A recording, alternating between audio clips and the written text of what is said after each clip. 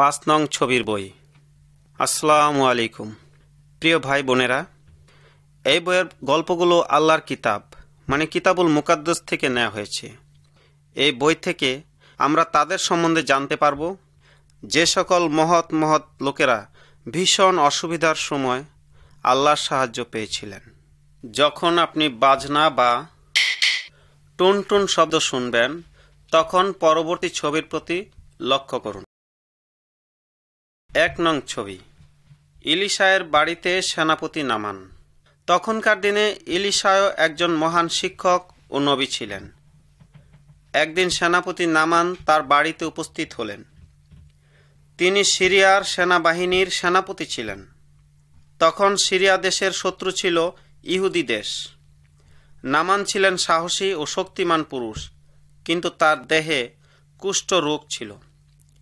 তিনি ইহুদি দেশে এসেছিলেন কারণ তিনি শুনেছিলেন যে সেখানে ইলিশায় নবী তাকে সুস্থ করতে পারেন। কিন্তু মজার ব্যাপার ছিল, ইলিশায় নবী যখন শুনলেন যে সেনাপতি নামান এসেছেন, তিনি কিন্তু তাকে দেখতেও গেলেন না। তিনি তার একজন চাকরকে পাঠিয়ে দিয়ে নামানকে একথা বলে পাঠালেন যে জর্দন নদীতে গিয়ে 7 বার ডুব দিলে তার কুষ্ঠ রোগ সেরে যাবে। সেনাপতি নামান খুব রাগ করলেন, কারণ তিনি ভেবেছিলেন যে ইলিশায় নবী একবার তাকে দেখে আল্লাহর কাছে মুনাজাত করলেই তিনি সুস্থ হবেন। তখন তিনি দুঃখের সাথে চলে গেলেন।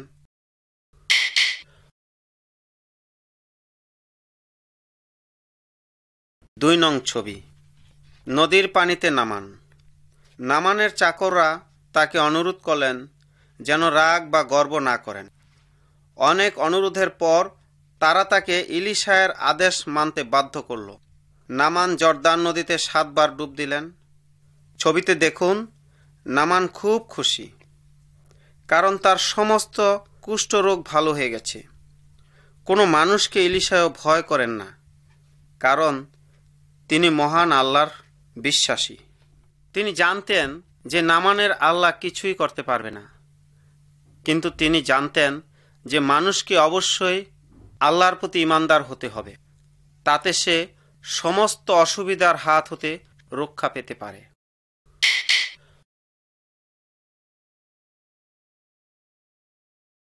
3 নং ছবি। এলিয় ও আল্লাহর সেনাবাহিনী। আল্লাহ তাআলা এলিয়কে বলেছিলেন যে অরাম বাদশার সেনাবাহিনী ইহুদি রাজ্য আক্রমণ করবে, কিন্তু তারা ইহুদিদের পরাজিত করতে পারবে না। যদিও ইহুদিদের সেনাবাহিনীর সংখ্যা তুলনামূলকভাবে কম। অরাম বাদশাহ তার সেনাবাহিনীকে আদেশ করলেন, যাও, এলিয়কে যেখানে পাবে সেখান থেকে তাকে বন্দি করে নিয়ে এসো। একদিন ভোরে এলিয় ও তার চাকরেরা বাইরে বেড়াতে বের হয়েছিল এবং এলিয় দেখতে পেলেন অরাম বাদশার সৈন্যরা তাকে ধরতে আসছে। চাকররা দারুণ ভয় পেল এবং বলল, প্রভু, এখন আমাদের উপায় কি হবে? এলিয় বললেন, তোমরা ভয় করো না, কারণ আমাদের এখানে সৈন্যের সংখ্যা ওদের চেয়ে অনেক বেশি। তখন তার চাকররা দেখতে পেল তাদের চারদিকে সুসজ্জিত অশ্ববাহিনী, ঘোড়ার বাহিনী যারা যুদ্ধের জন্য প্রস্তুত। এই সুসজ্জিত সৈন্যবাহিনী ছিল আল্লাহ তাআলার, যা নাকি তাদেরকে শত্রুর হাত থেকে রক্ষা করেছে।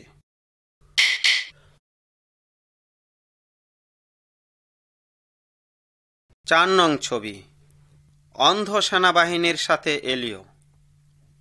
যখন অরাম বাদশার সেনাবাহিনী এলিয়র খুব কাছে এলো, তখন এলিয় আল্লাহর কাছে মুনাজাত করে বলেছিল, মাবুদ, এদের চোখ অন্ধ করে দাও। তখনই সমস্ত সৈন্যদের চোখ অন্ধ হয়ে গেল, আর তিনি অন্ধ সৈন্যদের কাছে গিয়ে বললেন, আমাদের অনুসরণ করো, আমি তোমাদের সেই লোকটির কাছে নিয়ে যাব যাকে তোমরা ধরতে এসেছ। এলিয় সমস্ত সৈন্যদের সমরীয় দেশে নিয়ে গেলেন। তখন তিনি আবার আল্লাহর কাছে মুনাজাত করলেন, মাবুদ, এদের দৃষ্টি ফিরিয়ে দাও।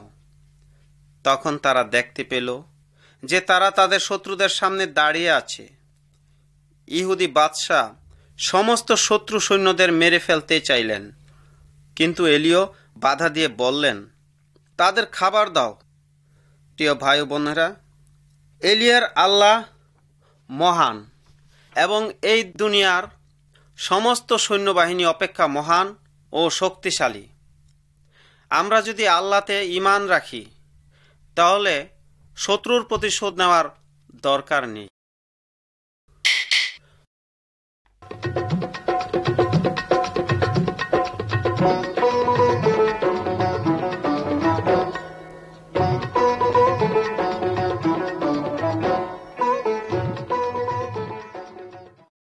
পাঁচ নং ছবি, সমরীয় অবরোধ। অরাম বাদশার সৈন্যরা আবার ইহুদি দেশ আক্রমণ করে। তারা অনেক দিন ধরে সমরীয় শহরটা অবরোধ করে রাখে। এর মধ্যে ইহুদিদের খাবারের সমস্যা দেখা দিল। ছবিতে দেখুন, ইহুদি বাদশা প্রাচীরের উপর দিয়ে হাঁটছে। দুজন মহিলা তার কাছে এসে সাহায্য চাচ্ছেন।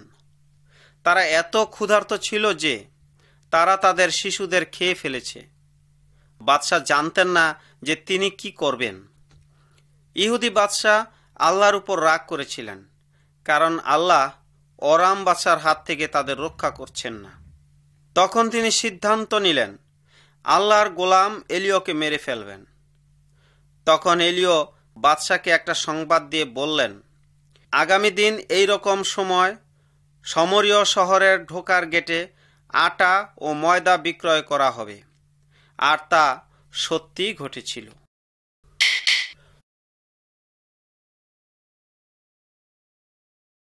ছয় নং ছবি, চারজন কুষ্ঠরোগী। সেই সময় সমরিয়ার গেটে চারজন লোক বসেছিল। তাদের প্রত্যেকের কুষ্ঠরোগ ছিল। তারা নিজেরা বলাবলি করছিল, আমরা এখানে বসে কেন মরব? চলো আমরা সমরীয় সৈন্যদের ওখানে যাই। এমন সময় অরামীয় সৈন্যরা প্রচণ্ড যুদ্ধের শব্দ শুনে ভয়ে তাদের সমস্ত কিছু ফেলে চলে যায়। চারজন কুষ্ঠরোগী অরামীয় সৈন্যদের ক্যাম্পে এসে দেখল সেখানে কেউ নেই। কুষ্ঠরোগীরা খাবার ও অন্যান্য জিনিসপত্র নিয়ে রাখল। তখন তারা নিজেদের মধ্যে বলাবলি করল, আমরা যা করছি এটা ঠিক নয়। এই দিনটা একটা সুসংবাদের দিন, কিন্তু আমরা তা অন্যদের জানাচ্ছি না। তাড়াতাড়ি তারা ফিরে গিয়ে বাদশাকে খবর দিল। আর একটু পরেই সমরীয় শহরের গেটে অরামীয় সৈন্যদের খাবার বিক্রয় হলো। আল্লাহ তার লোকদের বাঁচালেন এবং সেই সাথে মাবুদের গোলাম এলিয়কে বাঁচালেন। প্রিয় ভাই বোনেরা, আল্লাহ তার একজাত পুত্রকে পাঠিয়েছেন যেন আমরা অনন্ত মৃত্যুর হাত থেকে রক্ষা পাই। প্রিয় ভাই বোনেরা, আল্লাহ তার একজাত পুত্রকে পাঠিয়েছেন যেন আমরা অনন্ত মৃত্যুর হাত থেকে রক্ষা পাই। এটাও একটা সুসংবাদ এবং আমরা অবশ্যই তা অন্যের কাছে বলবো।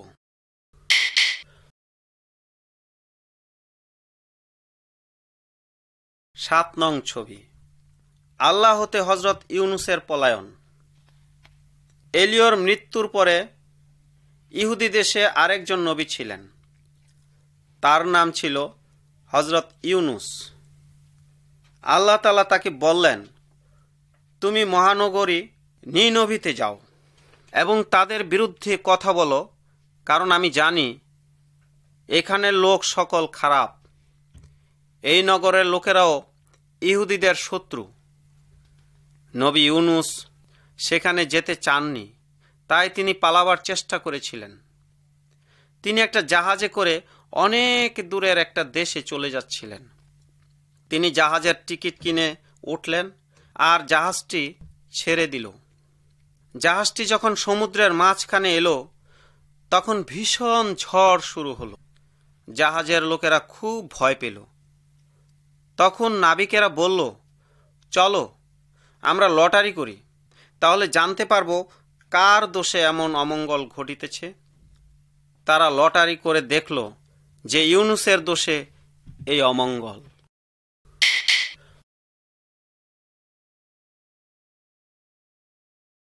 আট নং ছবি, হজরত ইউনুস ও বড় মাছ। নাবিকেরা ইউনুসকে বলল, তুমি এ কি করেছ? সে তাদের বলল যে সে আল্লাহর কাছ থেকে দূরে পালিয়ে যাচ্ছিল। তখন তারা তাকে বলল, আমরা এই ঝড়কে থামানোর জন্য কি করব? ইউনুস উত্তর দিল, তোমরা আমাকে সমুদ্রে ফেলে দাও। আমি জানি এই বিপদের জন্য একমাত্র আমিই দায়ী। তারা হযরত ইউনুসকে সমুদ্রে ফেলে দিতে চাইল না, কিন্তু ঝড়ের বেগ বাড়তেই লাগল। তখন আর কোনো উপায় না দেখে তাকে সমুদ্রে ফেলে দেওয়া হলো। যদিও তাকে সমুদ্রে ফেলে দেওয়া হয়েছিল, তবু সে মারা যায়নি। ছবিতে দেখুন, একটা মস্ত বড় মাছ তাকে গিলে ফেলেছে। 3 দিন যাবৎ ইউনুস এই মাছটির পেটে ছিল। পরে মাছটি ইউনুসকে সমুদ্রের তীরে শুকনো স্থানে বের করে রেখে গেল।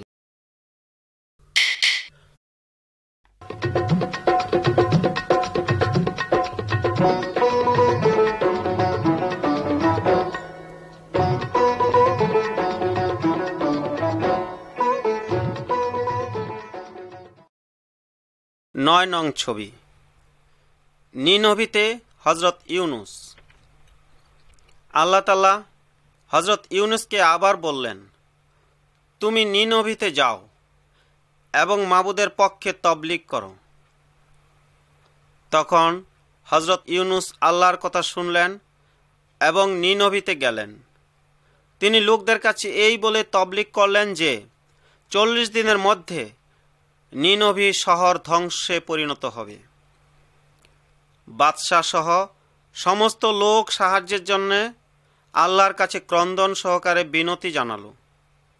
তারা সবাই খারাপ পথ ছেড়ে আল্লাহর পথে আসলো। তাই আল্লাহ তাআলা নিনভি শহর ধ্বংস করলেন না। ভাই ও বোনেরা, আমরা সবাই হযরত ইউনুসের মতো এবং নিনভির লোকের মতো। আমরা সবাই আল্লাহর আদেশ অমান্য করেছি এবং খারাপ কাজ করেছি। আমরা শাস্তি পাবার যোগ্য, কিন্তু আল্লাহ আমাদের মহব্বত করেন। তিনি ঈসা মসীহকে পাঠিয়েছিলেন যেন আমরা তার কথা শুনে গুনাহের পথ ছেড়ে দেই। ঈসা মসীহ আমাদের বাঁচানোর জন্য মরেছেন। তিনি 3 দিন কবরে ছিলেন, যেমন হযরত ইউনুস 3 দিন মাছের পেটে ছিলেন। ঈসা মসীহ মৃত্যুকে জয় করে জীবিত হয়েছেন। আমরা যারা পাপের পথ ছেড়ে আল্লাহকে অনুসরণ করেছি, তারা সবাই অনন্ত জীবন পাব।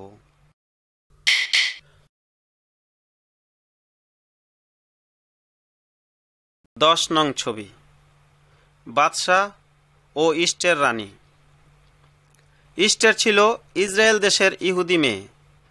তার পিতামাতার মৃত্যুর পর তার চাচা মর্দকয় তার হেফাজতের ভার নিয়েছিলেন। ইস্টের ও মর্দকয় বন্দী হয়ে পারস্য দেশে নীত হলেন। পারস্য দেশের বাদশাহ খুব শক্তিশালী বাদশাহ ছিলেন। সমস্ত লোকেরাই তাকে ভয় করত।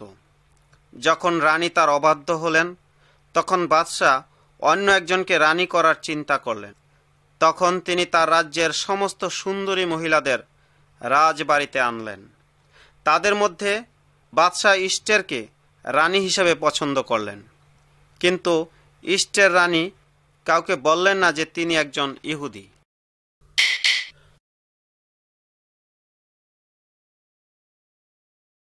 এগারো নং ছবি, মর্দকয়ের অস্বীকার। পারস্য দেশে হামান একজন ব্যক্তিত্ব সম্পন্ন লোক ছিলেন। তিনি যখন রাস্তা দিয়ে যেতেন, তখন সমস্ত লোক মাথা নত করে সেজদা করত। মর্দকয় শুধু আল্লাহ মাবুদের কাছে মাথা নত করত। সে হামানের কাছে মাথা নত করতে অস্বীকার করল। হামান খুব রাগ করলেন। তিনি মর্দকয়ের উপর প্রতিশোধ নেবার জন্য প্রতিজ্ঞা করলেন। একদিন তিনি বাদশাকে বললেন যে বাদশার আদেশ ইহুদিরা অমান্য করেছে।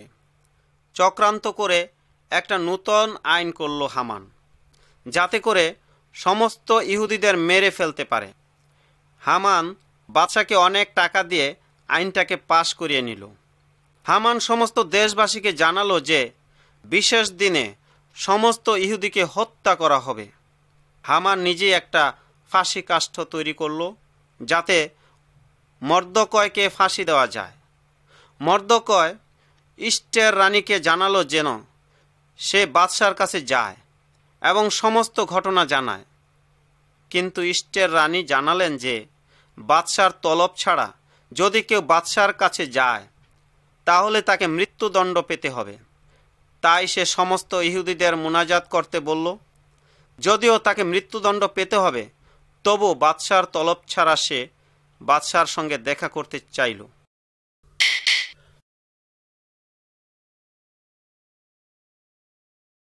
বারো নং ছবি, ইষ্টের রানীর মেজবানি। আল্লাহ তাআলা ইহুদিদের মুনাজাতের উত্তর দিলেন। বাদশাহ ইষ্টের রানীকে গ্রহণ করলেন। সে বাদশাকে মেজবানির দাওয়াত করল, সে সঙ্গে হামানকেও।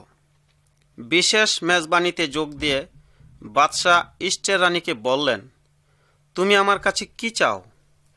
ইষ্টের বলল, আমার ইচ্ছা যেন আমি আমাদের লোকদের জন্য বাঁচি, কারণ আমাকে মারার জন্য বিক্রয় করা হয়েছে। বাদশাহ বললেন, কার এত বড় স্পর্ধা এই কাজ করার? আর ইষ্টের রানী বলল, আমাদের শত্রু এই দুষ্ট লোক হামান। বাদশাহ শুনে ভীষণ রাগ করলেন যে হামান এই দুষ্ট কাজের নায়ক। বাদশাহ হামানকে তার নিজের তৈরি ফাঁসি কাষ্ঠে ফাঁসি দিলেন, যেখানে সে মর্দকয়কে ফাঁসি দিতে চেয়েছিল। এভাবে হামানের মৃত্যু হয় এবং ইহুদিরা জানে বেঁচে যায়। ভাই বোনেরা, ইষ্টের রানী মৃত্যুর জন্য প্রস্তুত ছিল যদি তাতে তার লোকদের প্রাণ বাঁচে। এই একইভাবে ঈসা মসীহ মৃত্যুবরণ করেছেন যেন আমরা অনন্ত জিন্দেগি লাভ করি।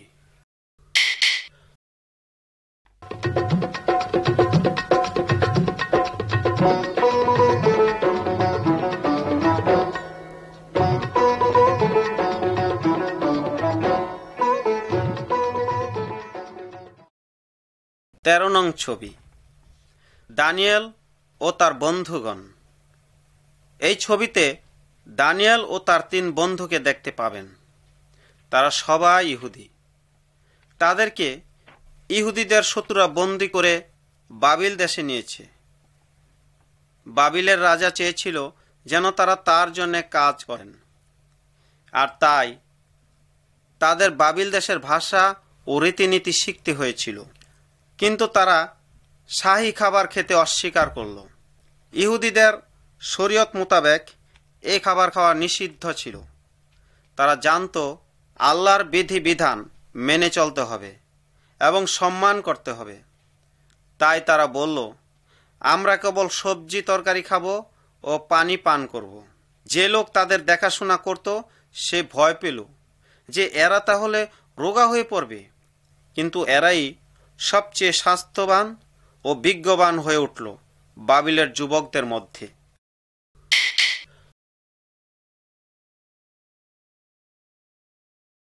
চোদ্দ নং ছবি, বাবিলের বাদশাহ ও দানিয়েল। বাবিলের বাদশাহ একটা স্বপ্ন দেখলেন। তিনি তার সমস্ত জ্ঞানী ব্যক্তিদের স্বপ্ন সম্বন্ধে বলতে বললেন, কিন্তু কেউ বলতে পারলেন না। তাই তিনি সিদ্ধান্ত করলেন সব জ্ঞানী ব্যক্তিদের মেরে ফেলবেন। দানিয়েল ও তার বন্ধুরা আল্লাহর কাছে মুনাজাত করলেন এবং আল্লাহ স্বপ্নটি দানিয়েলের কাছে প্রকাশ করলেন। দানিয়েল বাদশার কাছে গেলেন এবং বললেন, একজন আল্লাহ বেহেশতে আছেন যিনি সমস্ত বাতিনি জাহির করেন। মহান আল্লাহ বাদশার কাছে ভবিষ্যতে কি হবে সেই বিষয়ে জাহির করেছেন। বাদশাহ দুনিয়ার সব সাম্রাজ্যগুলোকে স্বপ্ন দেখলেন। পরে তিনি আরেকটা মস্ত বড় সাম্রাজ্য দেখলেন, আর সেই সাম্রাজ্য প্রথম সাম্রাজ্যগুলোকে ধ্বংস করে দিল। আর সেইটি হলো আল্লাহ তাআলার সাম্রাজ্য, যা চিরদিনের জন্য টিকে থাকবে। বাদশাহ খুব খুশি হলেন দানিয়েলের উপর। সমস্ত জ্ঞানী ব্যক্তি জানে বেঁচে গেল এবং বাদশাহ দানিয়েলকে বাবিলের গভর্নর নিযুক্ত করলেন।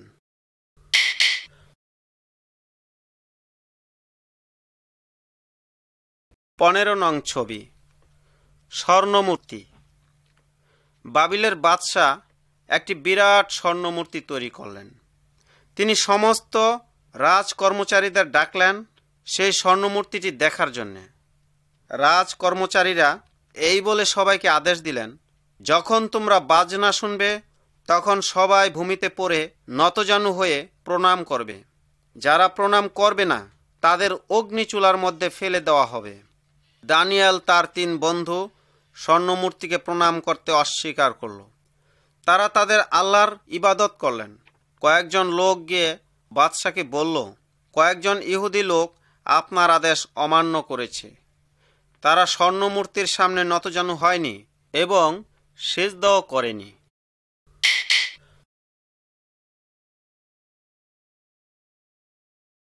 ষোলো নং ছবি, অগ্নিচুলা। বাদশাহ সদ্রক, মৈশক ও আবেদনগোকে ডেকে পাঠালেন এবং বললেন, তোমরা যদি স্বর্ণমূর্তিকে সেজদা না করো তবে তোমাদের অগ্নিচুলায় নিক্ষেপ করা হবে। তোমরা কি মনে করো যে তোমাদের আল্লাহ তোমাদের রক্ষা করবে? তারা বললেন, আমরা যে মাবুদ আল্লাহর ইবাদত করি তিনি আমাদের উদ্ধার করতে পারেন। যদি তিনি আমাদের উদ্ধার নাও করেন তবু আমরা স্বর্ণমূর্তিকে সেজদা করব না। শেষে বাদশাহ সদ্রক, মৈশক ও আবেদনগোকে অগ্নিচুলায় নিক্ষেপ করলেন। হঠাৎ বাদশাহ চিৎকার করে বললেন, দেখো দেখো, অগ্নিচুলার মধ্যে 4 জন লোক হাঁটছে ও চতুর্থ জন মনে হচ্ছে আল্লাহর পুত্র। বাদশাহ যখন তাদের অগ্নিচুলা থেকে বের করে আনলেন, দেখা গেল যে তাদের শরীরের কোনো অংশ আগুনে পড়ে নাই। বাদশাহ বললেন, সদ্রক, মৈশক ও আবেদনগোকে আল্লাহ একজন ফেরেশতাকে পাঠিয়ে আল্লাহ তার এই সন্তানদের রক্ষা করেছেন। এই দুনিয়ার অন্য কোনো আল্লাহ এই রকমভাবে উদ্ধার করতে পারেন না।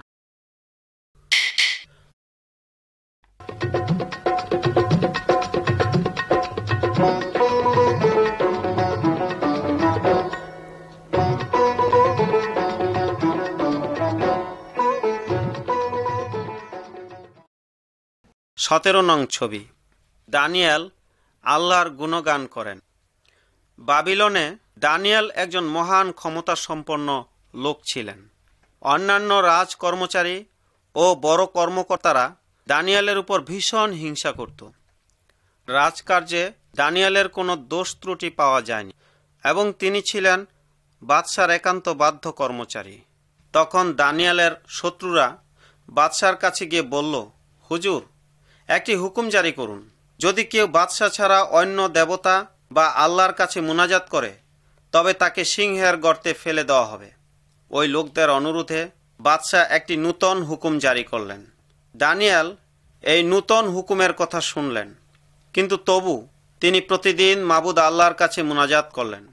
যখন তার শত্রুরা দেখল যে দানিয়েল আল্লাহর কাছে মুনাজাত করছে, তখন তারা বাদশার কাছে গেল এবং জানালো যে দানিয়েল তার হুকুম বরখেলাপ করেছে।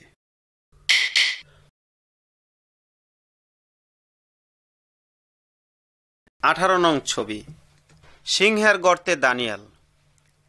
বাদশাহ মোটেই চাননি দানিয়েল সিংহের গর্তে মারা যাক, কিন্তু তিনি কোনো ক্রমে তার হুকুম বদলাতে পারেননি। শেষে দানিয়েলকে সিংহের গর্তে ফেলে দেওয়া হয়। পরের দিন খুব সকালে বাদশাহ সিংহের গর্তের কাছে যান এবং দানিয়েলের নাম ধরে ডাকতে থাকেন। তিনি জিজ্ঞেস করলেন, দানিয়েল, তোমার আল্লাহ কি তোমাকে সিংহের হাত থেকে রক্ষা করেছে? দানিয়েল উত্তরে বাদশাকে বললেন, আমার আল্লাহ মাবুদ ফেরেশতা পাঠিয়ে সিংহের মুখ বন্ধ করে দিয়েছেন। বাদশাহ ভীষণ খুশি হলেন। বাদশাহ তাড়াতাড়ি দানিয়েলকে সিংহের গর্ত থেকে উঠালেন। বাদশার আদেশে দানিয়েলের শত্রুদেরকে সিংহের গর্তে ফেলে দেওয়া হলো এবং সঙ্গে সঙ্গে সিংহেরা তাদেরকে টুকরো টুকরো করে ছিঁড়ে খেয়ে ফেলল।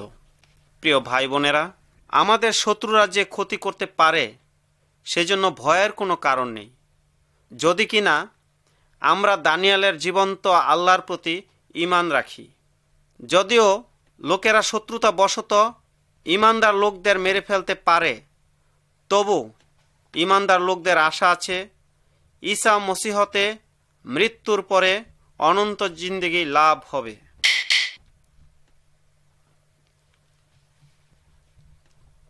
19 নং ছবি। বাদশার সম্মুখে নহিমীয়। নহিমীয় একজন ইমানদার ইহুদি ছিলেন। দানিয়েলের পরে তিনি বাবিল বাদশার অধীনে বাস করতেন। জেরুজালেম শহরটি ছিল তার বংশধরদের এবং এটা ধ্বংসযজ্ঞে পরিণত হয়েছিল। যেসব ইহুদিরা ওখানে বাস করত তারা ভীষণ অসুবিধার মধ্যে ছিল। বাবিল বাদশার অধীনে নহিমীয় নামে একজন গোলাম ছিলেন। নহিমীয় একদিন পানীয় দ্রব্য নিয়ে বাদশার কাছে গেলেন। বাদশাহ তখন নহিমীয়কে বললেন, তোমার মুখ এত মলিন কেন? তিনি বাদশাকে জেরুজালেম নগরের ইহুদিদের অবস্থার কথা বললেন। বাদশাহ তাকে জিজ্ঞেস করলেন, তুমি কি করতে চাও? নহিমীয় নীরবে মুনাজাত করলেন ও বললেন, আমাকে পিতার বাসস্থানে ফেরত পাঠান, যেন আমি সেই নগর নূতন করে তৈরি করতে পারি। আল্লাহ তার মুনাজাতের উত্তর দিলেন এবং বাদশাহ তাকে নিজ দেশে ফেরত যাবার হুকুম দিলেন।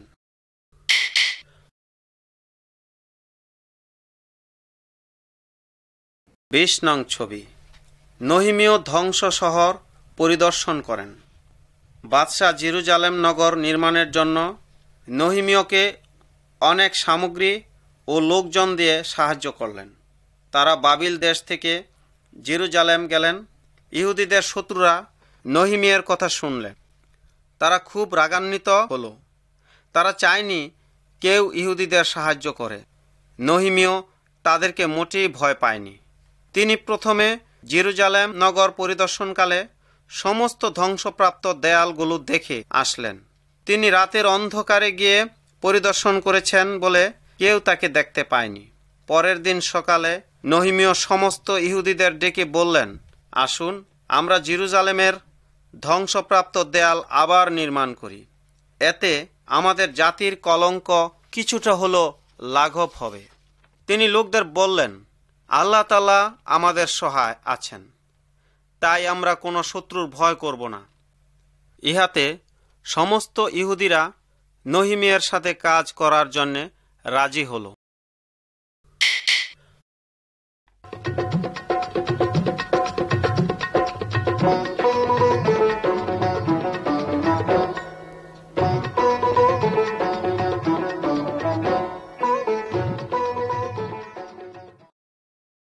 একুশ নং ছবি।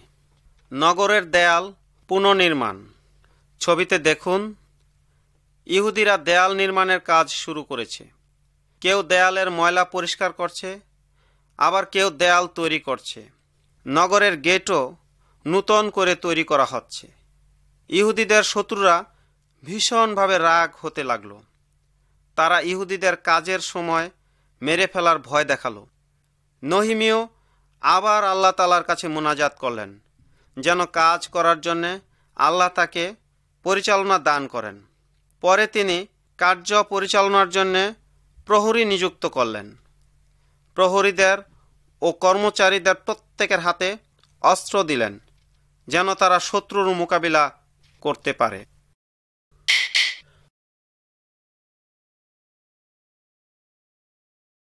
বাইশ নং ছবি। জেরুজালেম নগরীর দেয়ালের কাজ যখন শেষ হলো, তখন সমস্ত ইহুদিরা একত্র হলো। আল্লাহর ইমাম ইসরা কিতাবুল মুকাদ্দাস পড়ে শোনালেন। অনেকে আল্লাহর কালাম শুনে কাঁদতে শুরু করলো। তারা জানতো যে তারা আল্লাহর অবাধ্য হয়েছিল, আর সেই কারণেই আল্লাহ তাআলা শত্রু দ্বারা জেরুজালেম নগরকে ধ্বংসে পরিণত করেছিল। ইহুদিরা পাপের পথ থেকে ফিরে আল্লাহকে আবার অনুসরণ করতে চেয়েছিল।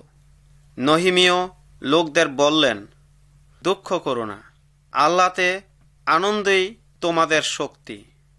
প্রিয় ভাই বোনেরা, আপনাদের জীবনে কি আনন্দ আছে?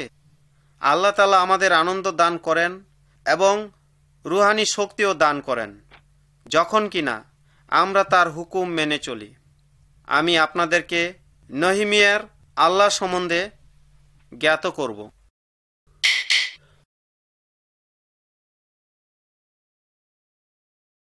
তেইশ নং ছবি। ঈসা মসীহ সলিবে। ঈসা মসীহকে জানার একটি মাত্র পথ আছে। পথ দেখানোর জন্যে আল্লাহ তাআলা তার পুত্রকে পাঠিয়েছেন। অনেক বছর আগে ঈসা মসীহ এই দুনিয়াতে বাস করতেন। মানুষকে সাহায্যের জন্য তিনি অনেক কাজ করেছেন। কি করে আল্লাহর রহমত ও দয়া পাওয়া যায় সে বিষয়ে তিনি আমাদের পথ দেখিয়েছেন। কিন্তু আমরা তার পথে চলি নাই। আমরা সবাই আল্লাহর বিরুদ্ধে গুনাহ করেছি। গুনাহের শাস্তি হচ্ছে রুহানিকভাবে মৃত্যু। আল্লাহ দানিয়েল ও এলিয়কে মৃত্যুর হাত থেকে রক্ষা করেছেন, কিন্তু তিনি ঈসা মসীহকে মৃত্যু থেকে রক্ষা করেন নাই। মন্দ লোকেরা তাকে মেরে ফেলেছে, কাঠের সলিবে তাকে পেরেক বিদ্ধ করেছে। ঈসা মসীহ আমাদের গুনাহের নিমিত্ত এই শাস্তি গ্রহণ করেছেন, কারণ তিনি আমাদের মহব্বত করেন। আমরা যদি আল্লাহর কাছে আসি তাহলে তিনি আমাদের গুনাহ সকল মাফ করতে পারেন।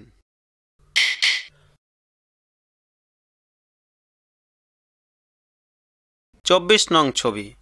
হযরত ঈসা অনন্ত জিন্দেগির পথ দেখান। প্রিয় ভাই ও বোনেরা, আমাদের জীবন সাধারণত বড় ও প্রশস্ত পথ ধরে চলে, আর এই পথেই মৃত্যুর ঝুঁকি বেশি। আমরা সবাই আল্লাহর অবাধ্য হয়েছি। আমরা সবাই শয়তানের পথে চলছি, আর এই পথটি হচ্ছে মৃত্যুর পরে চিরজীবনের জন্য শাস্তির পথ। ঈসা মসীহ আমাদের জন্য দুঃখ ভোগ ও মৃত্যুবরণ করেছেন, যেন আমরা মৃত্যুর পরে শাস্তি ভোগ না করি। আর তিনি আবার জীবিত হয়ে উঠেছেন। এখন তিনি আমাদের আল্লাহর পথে দেখাতে পারেন। আমরা অবশ্যই ঈসা মসীহের পথ অনুসরণ করব। এটা একটি কঠিন ও সংকীর্ণ পথ। হয়তো মাঝে মাঝে আমাদের দুঃখ ভোগ করতে হবে, যেভাবে তার সাহাবীরা দুঃখ ভোগ করেছিল। কিন্তু হযরত ঈসার পথই বেহেশতি পথ। সেই পথে কোনো দুঃখ নেই। আর এই পথই হলো অনন্তকাল ধরে শান্তি ও আনন্দের, এবং আল্লাহ সেখানে আছেন। ঈসা মসীহ বলেন, আমি তরিকা, হক ও জিন্দেগি। আমার মধ্য দিয়া না আসিলে কেহ আল্লাহ তাআলার নিকটে আইসে না। আসুন আমরা আল্লাহর কাছে মুনাজাত করি এবং বলি যেন তিনি আমাদের সেই পথে ঈমান আনার তৌফিক দান করেন। আমিন।